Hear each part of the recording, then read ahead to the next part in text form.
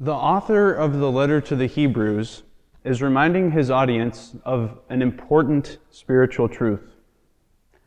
God can and does work good things for us, and these things even out of and through the evil and the suffering that befall us.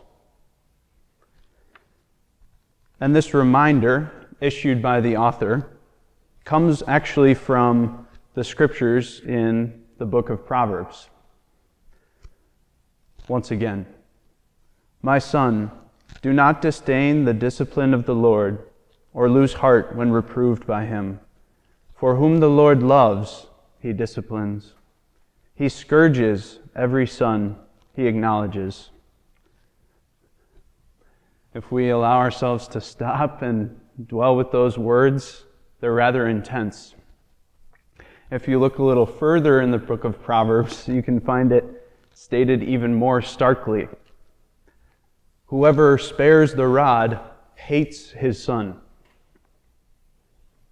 It's kind of alarming. And it's not good or pleasant or enjoyable to endure suffering. And these things aren't from God. He's not the source and origin of the evil and suffering we experience.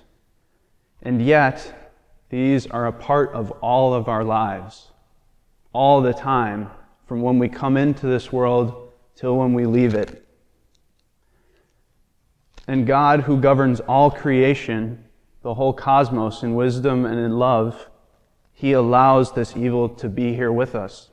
He allows it to befall us. It's quite enigmatic.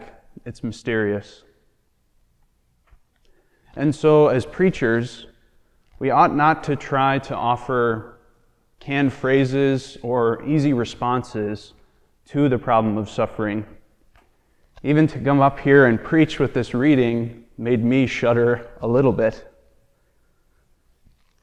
We really, as preachers, ought to be engaging deeply and authentically with this mystery of human suffering in the lives of those we love and know, in the lives of those that we minister to. And along with this call to engage deeply, at the same time, the Lord is also inviting us to a metanoia, to conversion, where we begin to see suffering, evil, in the way that He does, to take on God's eyes and see this truth. Whom the Lord loves, He disciplines. So how do we seek this conversion?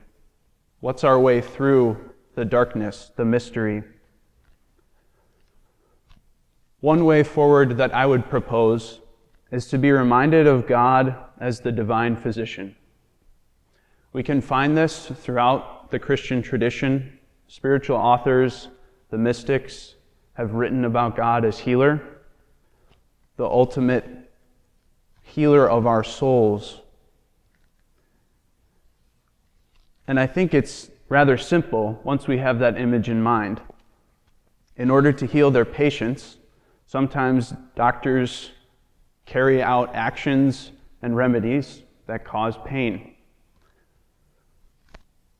They have to make incisions to cut through skin. Sometimes they even have to break bones during surgery. Or it could be as simple as administering medicine that's bitter to taste or that has an unpleasant side effect. The end result after this time of pain is a greater healing, is more integrity for the patient. So taking this to heart and beginning to look more at God as the divine physician, the one attempting to heal our souls when He allows us to suffer, then we can see that He is always working, even in the midst of suffering and darkness. As our reading concludes, we see it that what is lame may not be disjointed, but healed. That what seemed to lead us into abandonment into darkness was actually leading us deeper into God's heart the whole time. Dear God.